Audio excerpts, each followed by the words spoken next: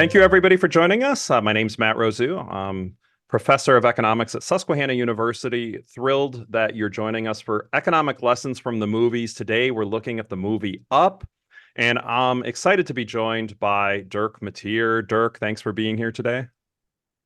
It's great to join you, Matt. I appreciate everything you do, your enthusiasm, your love of economics, and I'm just here to go along for the ride.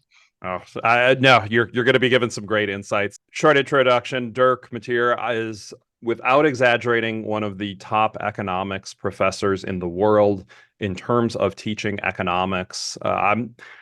This isn't an exaggeration, but he is probably the most influential person I've ever had in terms of the way I teach. I went to a session Dirk ran in 2012 in Boston. It's where I first met him.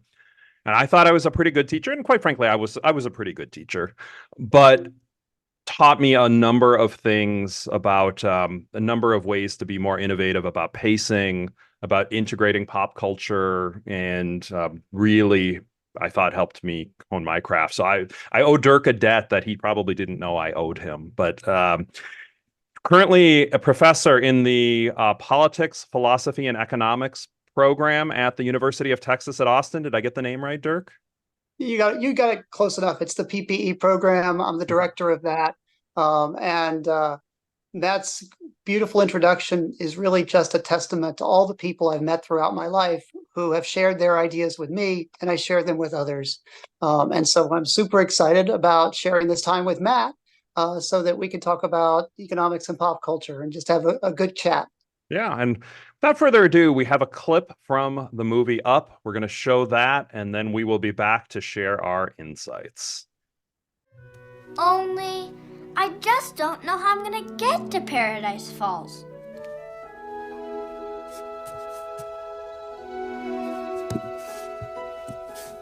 That's it! You can take us there in a blimp! Swear you'll take us. Cross your heart. Cross it! Cross your heart! Good, you promised. No backing out. Well, see you tomorrow, kid. Bye!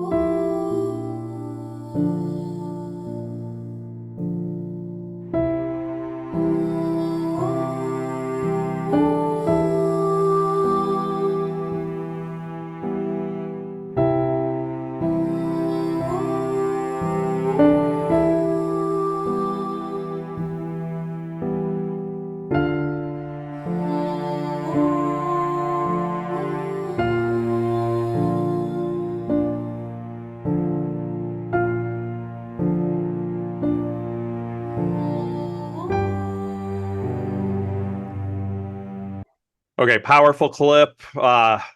Dirk, I know that you have written a paper, Economics in the Movies. I don't know that this one was in it yet. I'm not sure in terms of the rankings if this had been around enough. But I know from talking to you, this is one of your favorite movies to talk about for economic lessons. So when you see that clip, what are a couple of the things that jump to your mind in terms of economics and life lessons? Yeah, it's really a matter of economics and life lessons. I'm glad you brought that up. This is the closing clip in my Principles of Economics class. It's a lesson in personal finance. It's a lesson in decision making. It's a lesson in commitment from game theory. And it's beautifully scripted. And the critics have agreed ever since this movie came out. This is one of the most powerful opening scenes that anyone has ever seen in a movie. And it's because it's both, it starts with children playing. It's very uplifting. It's very happy. You immediately identify with the characters, Carl and Ellie. Um, and then these life events come at them hard, really hard. And you see them making difficult decisions and putting their dreams to the side. And the heartbreaking part about this scene, this is where the class, cries at the end Yeah. every single time, is, she dies. It's like, wait, this is a movie. It's 4 minutes in, and I already cared about this person, and now that she's dead, where's this movie going to go? It's heartbreaking, and it's heartbreaking to see him Mm-hmm. because he didn't take her to Paradise Falls. Yep. So I mean, Yep. you want to think about behavioral economics. There's regret in this movie. Yeah. There's savings and planning for the future. So there's time preferences. I mean, the list goes on and on and Yeah. on. Yeah. And it's such a good ending to my course that I would never think of doing anything different. This leaving students with this impression is the most impactful thing I can do all semester. Yeah. So and I see this and certainly agree with everything. I mean, the couple things, so if you're trying to think, what's the take home point if you watch this? Think one is figuring out how to, in the balance between the short term and the long term is so crucial to make. And when we have students in college, of course, they are investing in their long term. So they are Right. they are investing in their goals and their dreams. And you don't want you want to still have fun in the short term. And based on most of the college students I know, they still have plenty of fun. That's right. But the balance between the short and the long run here, what one thing, as economists, right? This is the thing we'll think about. What could they have done differently here? Or Oh, what would have been a different way to approach this where they don't have the regret at the end? that is such a hard question. I'm glad you asked that, because now we're going to take the analysis to the next level. Because basically, if I were to examine their life, I don't think they actually had any regrets. He Sure. has regrets at the end. Yep. I love the fact that they show the arc of their life and then living the same day over and over again with the ties and the bow ties. Yeah. Yeah. It's so brilliant as they age. And they always hold each other's hands. They're perfectly happy. Yeah. I would take that outcome 100% of the Yeah. time. That's fair. Um, That's fair. but he crossed his heart. I'll take you there someday. And they get married, and he didn't take her there. And he was planning on taking her there after all those years, right? So for him, he has the personal loss of Yep. her, and he has I let her down. And so now it's his adventure for the rest of the movie. But Yeah. no, they should not trade that life for anything else.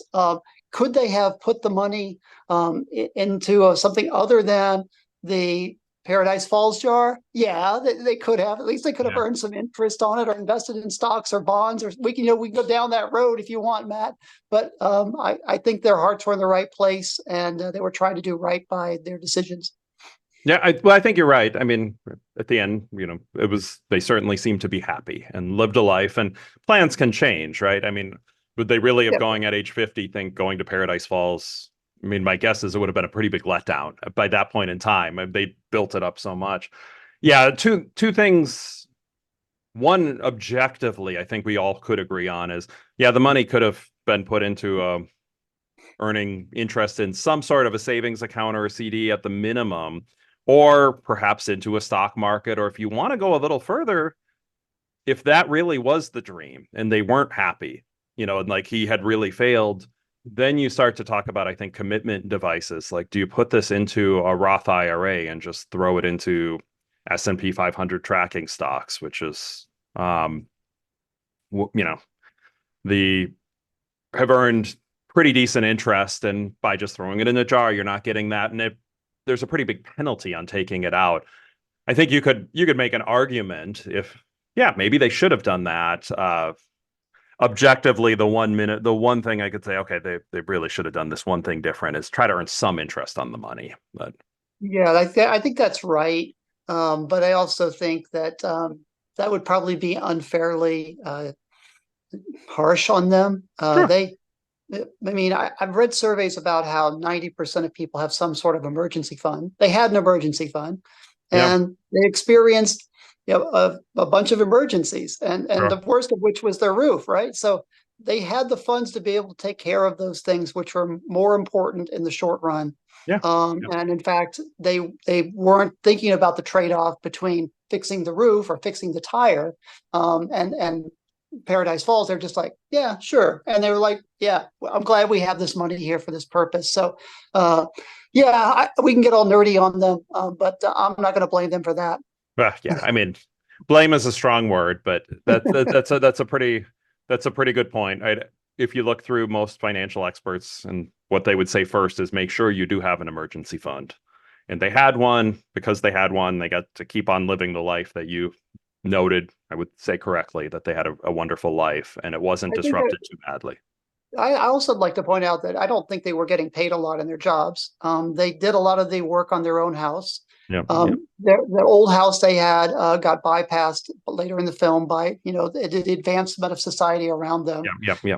And so if they were rich, okay, fine, but I think they were just middle class at best, and had a great life. Yeah.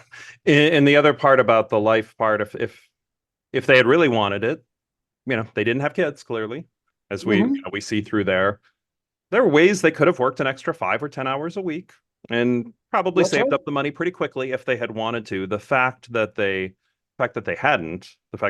didn't do that, I think, goes a little bit more to your point, that really they did live their dream life. Even if they didn't, he doesn't realize this at the end because he has the regret. But one of the things I tell my class before they watch the clip is to pay attention to the Paradise Falls jar. I said, every time you see the Paradise Falls jar, that's the lesson that I want you to be thinking about, because you can get distracted on all these other margins. Emotionally distracted too, like when they lose the child, right? And then later when she passes, that's why people are crying in class. They get emotionally invested, and emotions play a big role in financial decision making. So they were also being dispassionate about that, in the sense that they had the jar, they put away the pennies and the quarters and everything, and we were trying to do right by that, and life got in the way. And this is the lesson I want to leave my students with: is you're in college, you're choosing a major, you're going to graduate, you're going to get a job. You think you have it all planned out. It never works that way. You know that. I know that. So just being adaptable, being ready, being nimble, and making those pivots when you need to make those pivots is actually a hugely important lesson that isn't ordinarily taught in basic economics, because we talk about short term a lot and long term a little, but it's very abstract. No, that's a great point. And I think that's a great point to end for this video. Thank you for joining on this, and thank you for everybody for watching. This is part of a series, Economics in the Movies, and we are coming back together to also talk about Shawshank Redemption soon. So please like and subscribe to the channel. And if you click the notifications bell, just as Dirk is indicating, you'll get a notification when the next videos come out. And until next time, thank you for watching.